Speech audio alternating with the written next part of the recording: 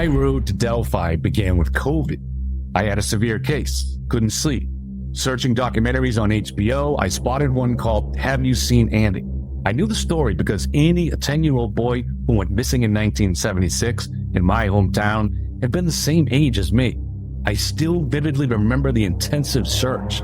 He was never found. No one was charged with his abduction or presumed murder.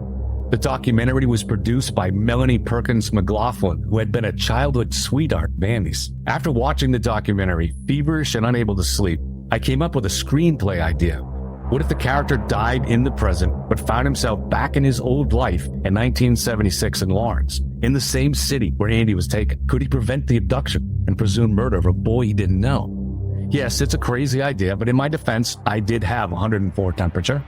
Anyway, when my fever broke, I decided the idea was not marketable. Who wants to see a movie about child predators? But feeling strangely compelled after that feverish night, I actually wrote the screenplay while recovering. To my surprise, it's getting some interest now. We'll see what happens. But the Andy case also launched my own delving into true crime videos.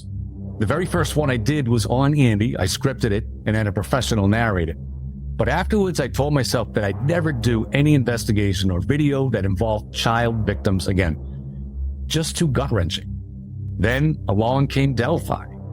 Someone on the channel had recommended I do something on it. This was last fall, so September 2022, 5.5 years after the murders. I only remember this case as the Snapchat murders. Many of the questions that dog us in the investigation of Andy Puglisi also dog us in Delphi. Were there accomplices? Do predators work together? Were these predators involved in the production of child pornography? Another question centered on the taking of two victims at the same time. Assuming this is very rare, what do other cases tell us about this kind of thing? Delphi haunts us, but not just because it makes us heartsick about the victims. Every time we see the beautiful faces of these two girls on our screen, we're reminded of several things.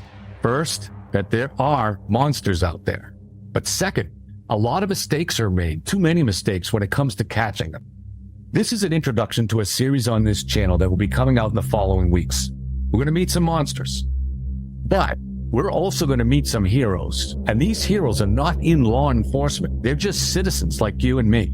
But they've dedicated a significant part of their lives to investigating these crimes and to chasing these monsters. We'll see the reasons why all of this is very personal to them, because these researchers have their own past and are struggling against their own demons. Because while they now hunt monsters, they were once hurt by them.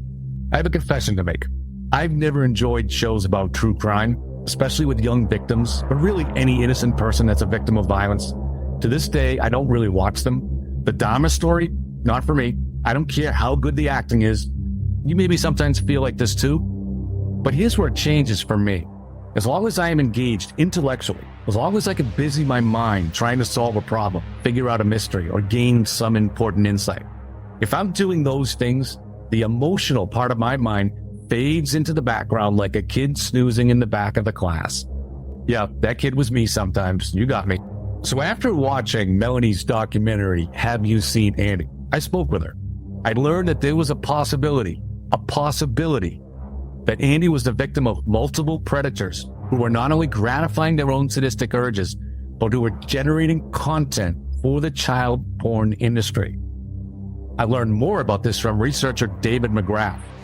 It's a story that involves powerful institutions and a system for producing child porn that utilized the monsters while the monsters capitalized on it to pay for their lifestyle.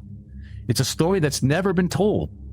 These intrepid investigators are just scratching the surface. It's a road that might lead to Delphi.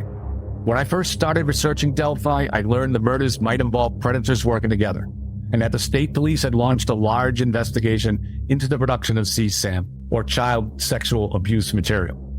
Shades of the Andy Puglisi story. In this series, we're going to look at the elusive evidence for predators working together.